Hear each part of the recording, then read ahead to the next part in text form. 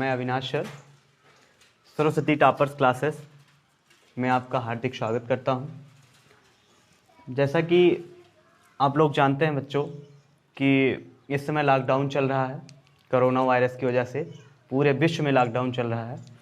इस बीच हम लोग आपकी तैयारी को बेहतर बनाने के लिए दिन रात इस पे काम कर रहे हैं यूट्यूब चैनल पे। और आज हम लोग पॉलिटेक्निक की क्लास में मैथ की क्लास लेकर आए हैं और मैथ में चर्चा करेंगे हम सिलेबस पे।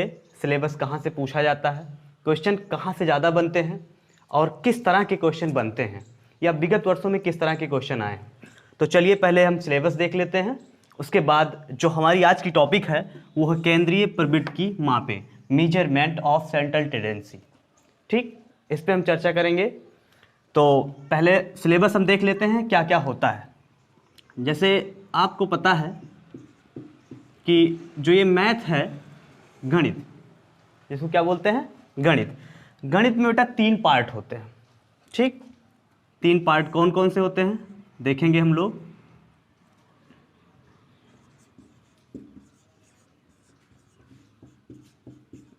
अंक गणित, दूसरा होता है बीज गणित,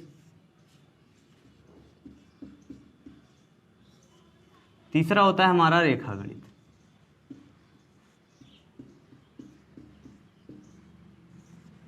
अब बीज गणित, अंक गणित, रेखा गणित, ये पार्ट कौन कौन से हैं? अंक गणित, बीज गणित, रेखा गणित। अंक गणित का मतलब क्या होता है, बीज गणित का मतलब क्या होता है, रेखा गणित का मतलब क्या होता है, ये हमें जानना है।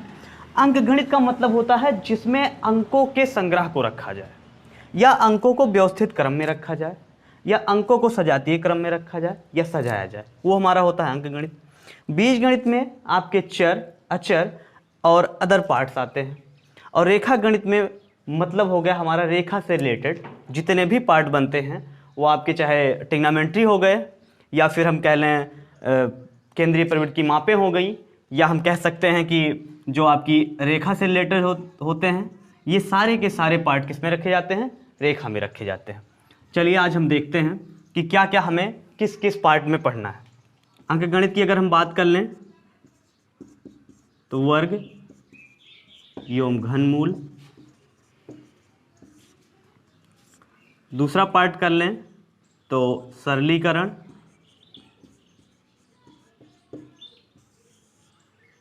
तीसरा पार्ट कर लें घन तथा घनाभ, घन तथा घनाभ। चौथा पार्ट अगर हम कर लें तो आ जाता है हमारा लाभ हानि, लाभ और हानि। ऐसे पार्ट हम पढ़ते हैं अंक गणित में। बीज गणित में क्या पढ़ते हैं हम,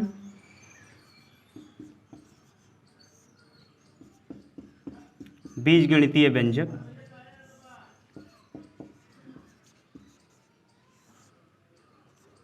बीज गणितीय व्यंजक, पाइप एंड लाइन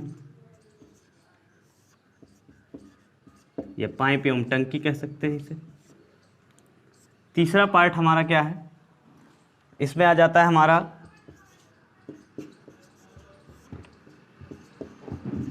बीज गणित के सूत्र। इन सब की चर्चा हम करते हैं बीज गणित में। आ जाते हैं अगले पार्ट रेखा गणित में। रेखा गणित में कौन से पार्ट में हम चर्चा करते हैं? रेखा गणित में आप देखेंगे कि जितने भी रेखा से आते हैं, जैसे आपके हो गए वृत्त, रेखा, कोण, त्रिकोणमिति, इन सब की चर्चा हम किस में करते हैं, रेखा गणित। तो ये तो रहे हमारे सिलेबस की चर्चा। जो केंद्रीय प्रवृत्ति की मापें हैं वो भी हम इसी के बीच में करते हैं। और आज का जो हमारा टॉपिक है वो केंद्रीय प्रवृत्ति की मापें। ये आप सिर्फ पॉलिटेक्निक में ही नहीं पाएंगे, आप चाहे टेट का एग्जाम दीजिए, सीटेट का एग्जाम दीजिए, आप सारी की सारी चीज़ें आपको केंद्रीय प्रवृत्ति की मापें में मिलेंगी। तो आज का जो हमारा टॉपिक है वो केंद्रीय प्रवृत्ति की मापें। केंद्रीय प्रवृत्ति की माप की बात करें अगर हम, तो जब बच्चों आंकड़ों का संबंध किसी चर से होता है, जब क्या होता है, आंकड़ों का संबंध किसी चर से होता है, तब इनका संक्षिप्तीकरण कुछ अन्य मापों के द्वारा किया जाता है। अब जैसे आप कहेंगे कि ये सर चर क्या होता है, चर, आप कभी भी गणित का पार्ट उठाएंगे तो आपको दो कंडीशन हमेशा मिलेंगे आपको, वो आपके शुरुआती गणित से हो जाते हैं, चर और अचर, ये दो चीजें। अब अगर हम बात करें चर की और अचर की, तो चर किसे कहते हैं और अचर किसे कहते हैं। अब आप जानते हैं कि जो चर के पार्ट होते हैं, चर हम कह लें, जब भी मान लीजिए कोई फार्मूला आता है, मतलब जिसके मान हमेशा बदलते हो, जिसके मान हमेशा क्या हो, बदलते हो, वो आपके चर कहलाते हैं, और जिसके मान बदलते ना हो वो आपके क्या कहलाते हैं, अचर कहलाते हैं। मापों के जो स्थान होते हैं वो चार पार्टों में हम इसका अध्ययन करते हैं। कितने पार्टों में इसका अध्ययन करते हैं हम, चार पार्टों में। तो पहला हमारा पार्ट जो है, देखेंगे हमारा पहला पार्ट क्या है, समांतर माध्य। क्या है, समांतर माध्य। दूसरा हमारा इसका पार्ट क्या है, माध्य।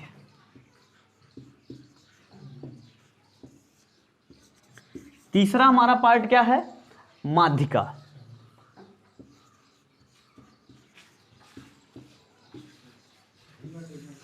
माध्यिका क्या पार्ट है हमारा, माध्यिका। चौथे पार्ट की अगर हम चर्चा करें तो चौथा पार्ट हमारा क्या है, बहुलक।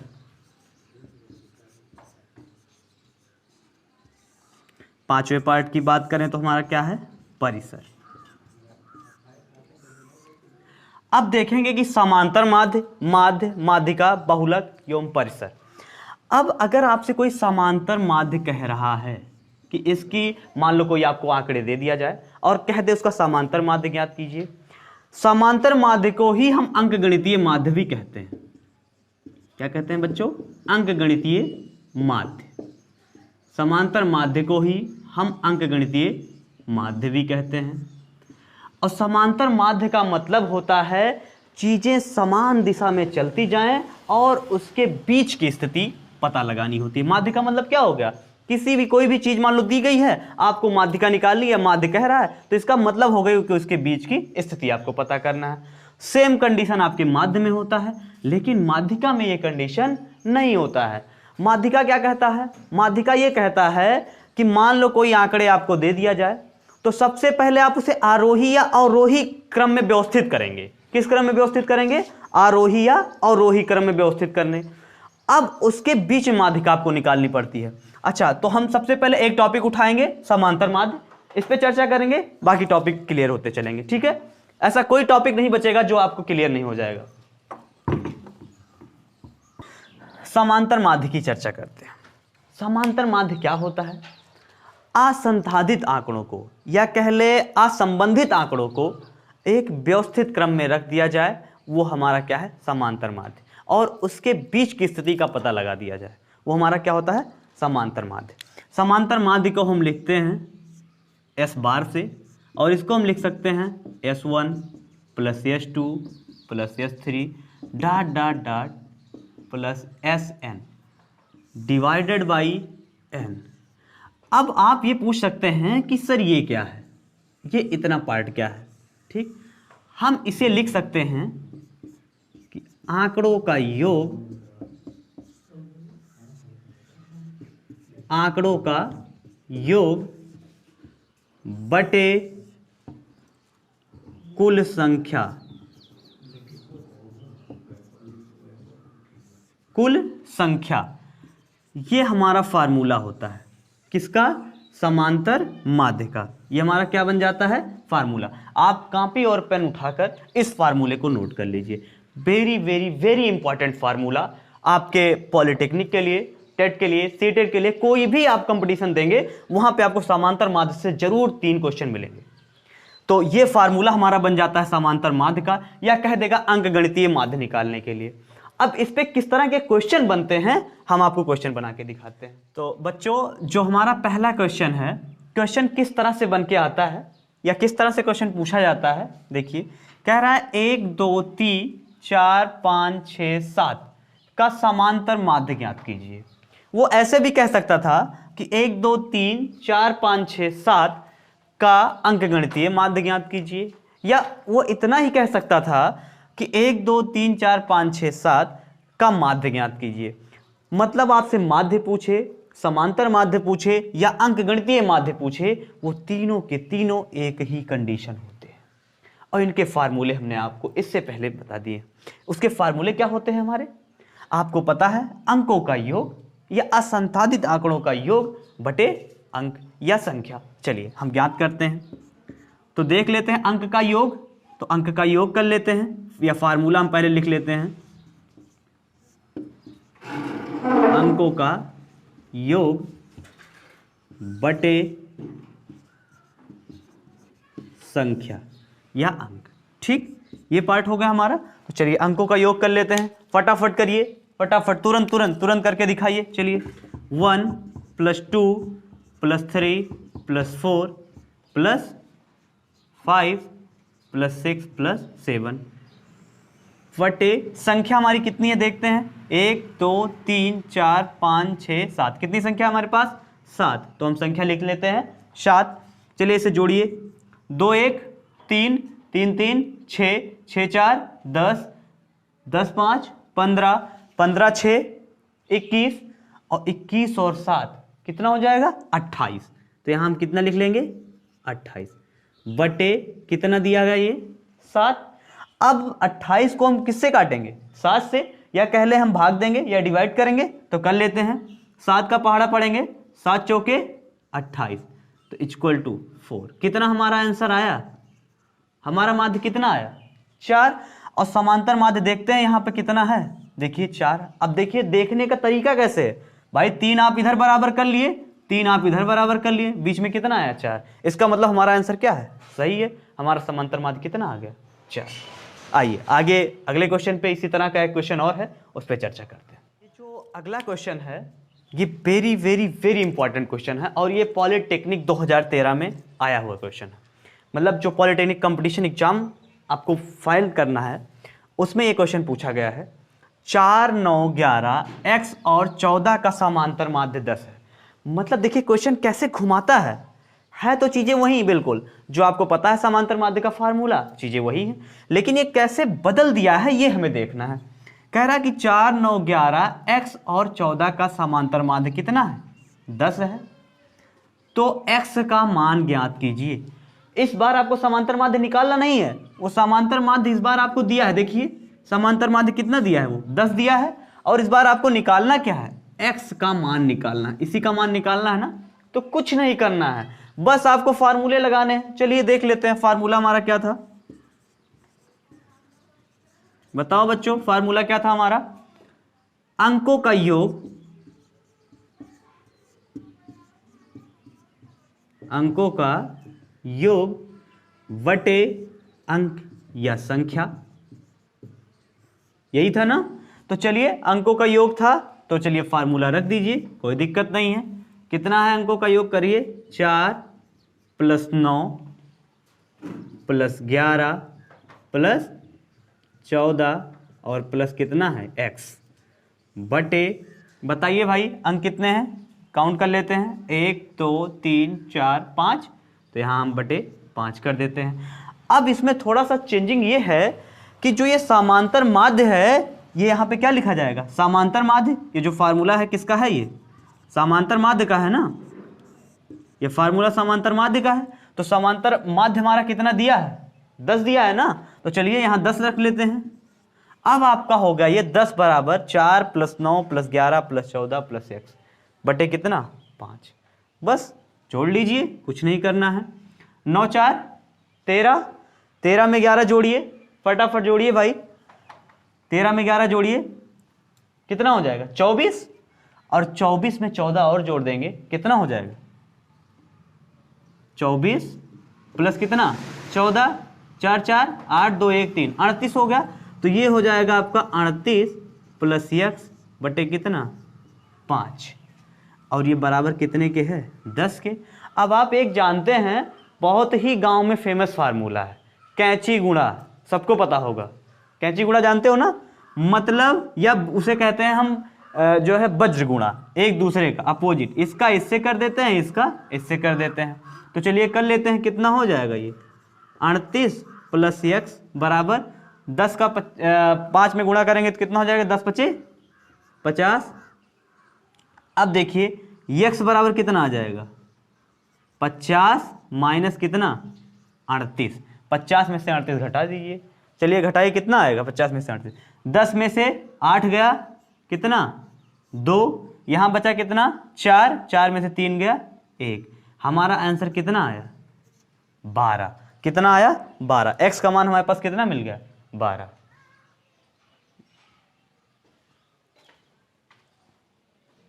आप लोग इससे पहले चर्चा कर चुके हैं, हम लोग इससे पहले चर्चा कर चुके हैं बेटा समांतर माध्य पे, और इसके बाद का जो टॉपिक है वो है मध्यिका।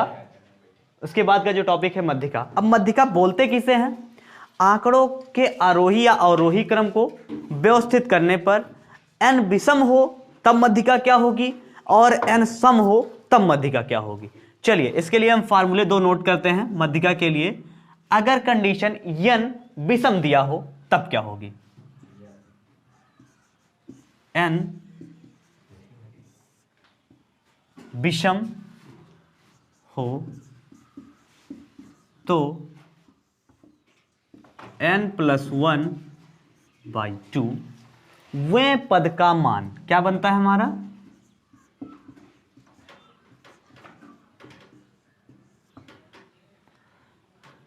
n+1/2 वें पद का मान क्या बनता है, n जब विषम हो तब।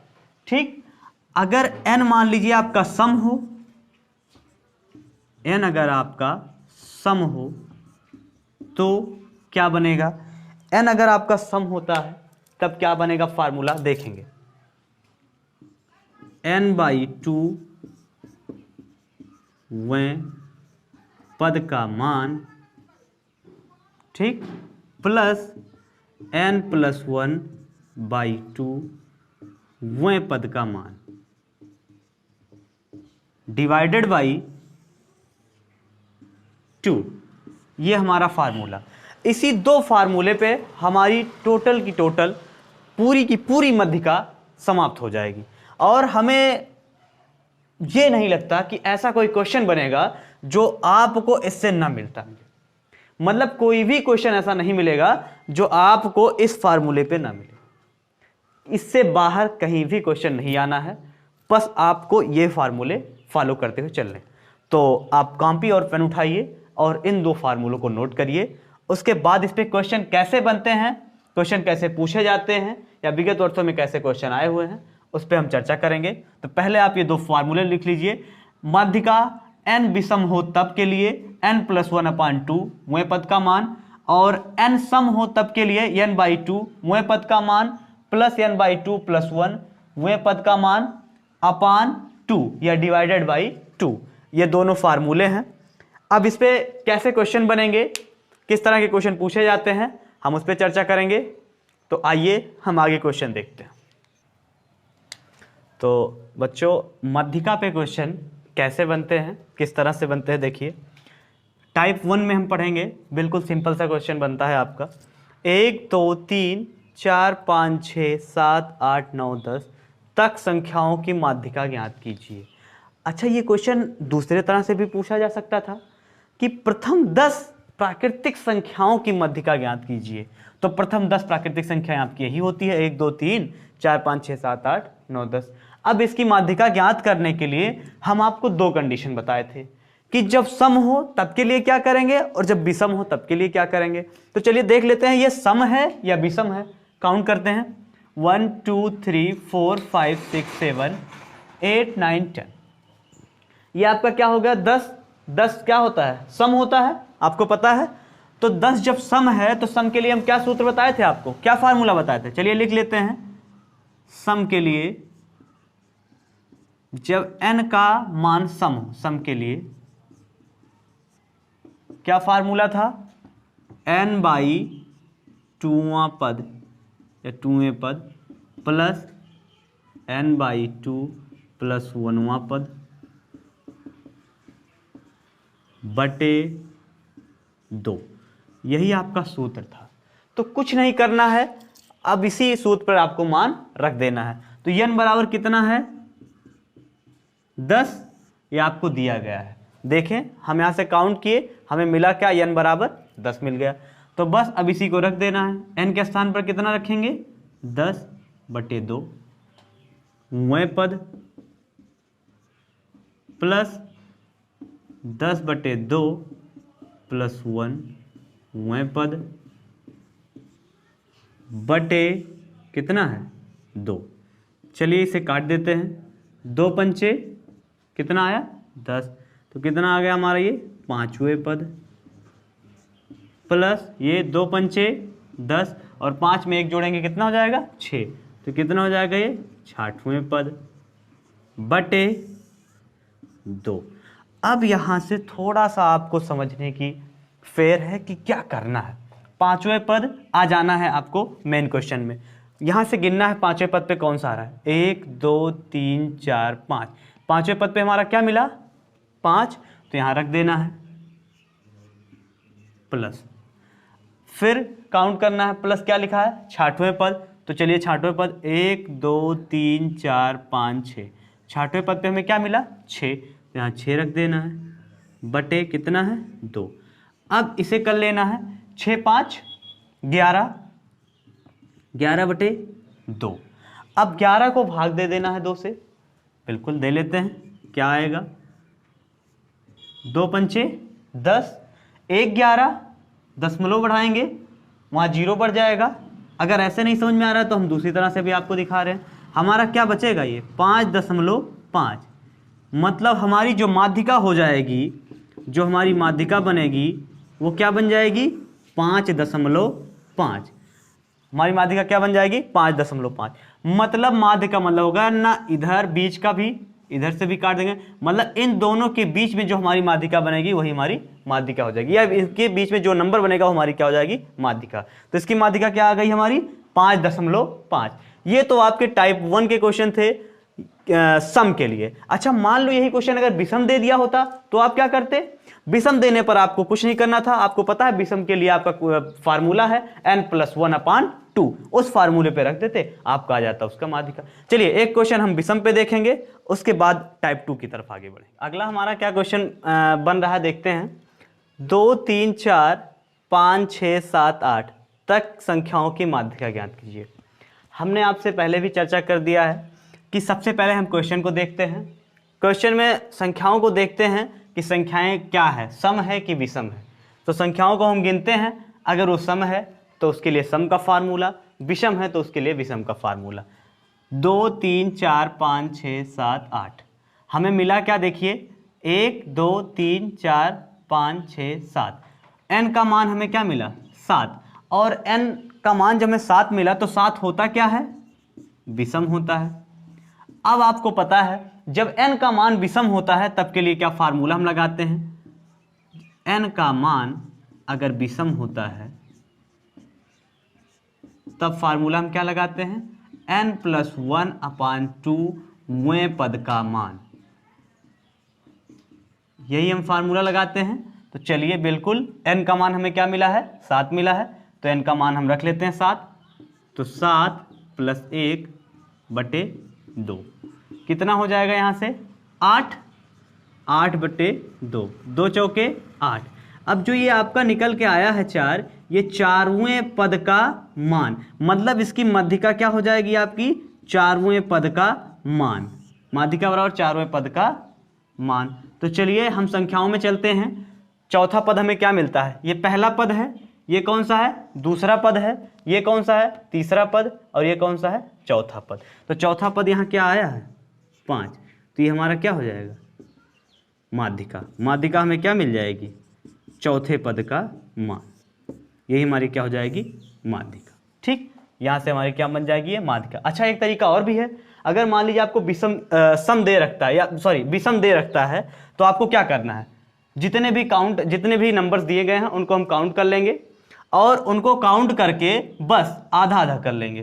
क्या कर लेंगे आधा आधा, और देखेंगे कि आधा आधा करने पर बीच में एक आपको हमेशा माध्यिका मिल जाएगी। लेकिन वो कंडीशन कब रहेगी जब आपको विषम दिया रहेगा तब। हमेशा माध्यिका उसकी बीच वाली बनेगी। हम आपसे पहले भी चर्चा कर चुके हैं समांतर माध्य में कि माध्य क्या होता है, जो कंडीशन या संख्याओं का ऐसा समूह जो बिल्कुल बीचों बीच में हो, वो हमारी क्या होती है, समांतर माध्य। माध्यिका भी वही होती है जो संख्याओं के बिल्कुल बीचों बीच में होती है, वही हमारी माध्यिका भी होती है। और सेम कंडीशन वही है, देखिए हमने संख्याओं को बराबर बराबर दोनों तरफ से बांट दिया, बीच में हमें क्या मिला, 5 मिला, ये हमारी क्या हो गई, माध्यिका। लेकिन ये कंडीशन कब लगेगी, जब विषम की बात करेगा तब। सम के लिए ये कंडीशन नहीं है। सम के लिए आपको वही फार्मूला लगाना है, n/2वें पद का मान प्लस n/2 प्लस 1वें पद का मान डिवाइडेड बाई 2। इसी फार्मूले पे हम सम वाली पोजीशन निकालेंगे। अगला टॉपिक है बहुलक। बहुत ही इंटरेस्टिंग टॉपिक, मज़ेदार टॉपिक और बहुत सरल टॉपिक। बहुलक, बहुलक की अगर हम चर्चा करें तो बहुलक कहते किसे हैं, बोलते किसे हैं। इसका जो कह लें कि बहुलक कहते किसे हैं, आंकड़ों में सबसे अधिक आवृत्ति वाले, आंकड़ों में सबसे अधिक आवृत्ति वाले पद को हम बहुलक कहते हैं। क्या कहते हैं, बहुलक। मतलब अगर हम इसकी डिफिनीशन लिखें तो हम ऐसे लिख सकते हैं, आंकड़ों में सबसे अधिक, आंकड़ों में सबसे अधिक आवृत्ति वाले पद को बहुलक कहते हैं। क्या कहते हैं, बहुलक कहते हैं। आंकड़े, अब आंकड़े क्या है, कोई भी आपको दे दिया जाए, वो चाहे आरोही क्रम में हो, अवरोही क्रम में हो, किसी भी क्रम में रखा गया हो, वही आपके होते हैं आंकड़े। और उसमें जो सबसे अधिक बार आता है वो आपका क्या हो जाएगा, बहुलक कहलाएगा। आंकड़ों में सबसे अधिक आवृत्ति वाले पद को हम क्या कहते हैं, बहुलक कहते हैं। जैसे जैसे 3, 5, 7, 9, 11, 3, 7, 9 या 3, 12, 15, 17, 3। अब इसमें आप देखिए आपके पास ये आंकड़े दिए गए हैं।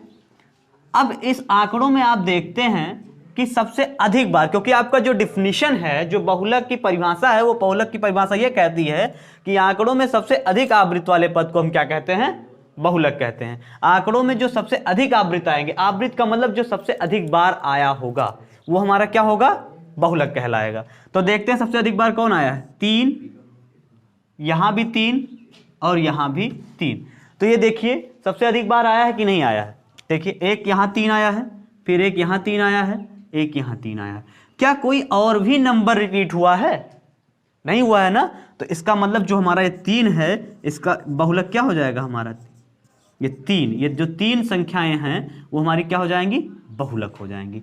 मतलब आंकड़ों में सबसे अधिक बार आए हुए सब ये पद हमारे क्या कहलाते हैं, बहुलक कहलाते हैं। या आंकड़ों में सबसे अधिक आवृत्ति वाले पद को हम क्या कहते हैं, बहुलक कहते हैं। जैसे आपने देखा यहाँ पे 3 था। अच्छा मान लो ये नंबर और भी बड़े हों, तो आपको कुछ भी नहीं करना है, सिर्फ आपको उसी पद को देखना है, उसी टर्म को देखना है जो बार बार रिपीट हो रहे हैं। और जो बार बार, जो सबसे अधिक बार रिपीट होगा वही आपका क्या हो जाएगा, बहुलक हो जाएगा। आइए इस पे हम 2-3 क्वेश्चन करते हैं। तो क्वेश्चन किस तरह से आता है देखते हैं बच्चों। क्वेश्चन पहला है 2, 3, 5, 7, 5, 9, 2, 8, 10, 2, 4, 2 में संख्याओं का बहुलक ज्ञात कीजिए। ये क्वेश्चन आपके सामने है। आपको पता है इसकी डिफिनीशन बहुलक की, कि कोई भी आंकड़े दिए हों और जो संख्याएं सबसे अधिक बार आए वही संख्या हमारी क्या होती है, बहुलक होती है। तो हम देख लेते हैं संख्याओं को। इस संख्याओं में क्या क्या सबसे अधिक बार आया है। चलिए संख्या में देखिए 2 और कहीं आया है, यस, यहाँ आया है, यहाँ आया है, यहाँ आया है। लेकिन अभी हम इसका निर्धारण नहीं करते हैं, पहले हम सब संख्याओं को देखेंगे। अच्छा देखते हैं कि 3 और कहीं आया है, नहीं आया है। चलिए 5 यहाँ एक आया है और कहीं, अच्छा यहाँ भी एक आया है और कहीं तो नहीं आया, नहीं आया। 7 नहीं आया है, 9 नहीं आया है, 8 नहीं आया है, 10 नहीं आया, 4 नहीं आया। अब यहाँ पे दो संख्याएं हमें मिली, 2 मिला और 5 मिला। 2 और 5 में देखते हैं कि 2 सबसे अधिक बार आया। देखिए, 1 बार, फिर और 2 बार, 3 बार, 4 बार। 2 की संख्या यानी कि बहुलक कितने हैं? 4। लेकिन 5 का देखिए, 1 बार, 2 बार। इसका मतलब जो इसमें बहुलक बनेंगे वो हमारे क्या बनेंगे? 2 बनेगा ना। क्यों बनेगा ऐसा? क्योंकि 2 जो है वो सबसे अधिक बार आया है। और जो बहुलक की डिफिनीशन होती है वो यही कहता है कि संख्याओं का समूह या संख्याओं के जो भी आंकड़े दिए गए हों, जो सबसे अधिक बार आए वही हमारा क्या होता है? बहुलक। तो इसका आंसर यहाँ क्या मिल जाएगा हमें? बहुलक हमें अगर लिखना हो तो क्या बन जाएगा यहाँ का बहुलक? 2। ये हमारा आंसर। ठीक, आगे एक क्वेश्चन हम और देखेंगे, उसके बाद आपका टॉपिक खत्म। हाँ, तो अगला जो क्वेश्चन है हमारा 2, 5, 7, 9, 8, 10, 9, 3, 9, 11, 9 में बहुलक ज्ञात कीजिए। आपको पता ही है फार्मूला कि जो भी आंकड़े दिए गए हों, जो संख्या सबसे अधिक बार हो वो हमारी बहुलक कहलाती है। देखते हैं 2 कहीं और है, नहीं है, इसको कट कर देते हैं। 5 और कहीं है, नहीं है। 7 कहीं और है, नहीं है। 9 देखते हैं, 9 यहाँ है, यहाँ भी 9 है, यहाँ भी 9 है, यहाँ भी 9 है। तो देखते हैं जो ये 9 संख्या है ये सबसे अधिक बार आया है, 4 बार आया है। तो हमारा जो बहुलक बन जाएगा वो कितना बन जाएगा? 9। जो हमारा बहुलक बन जाएगा 9।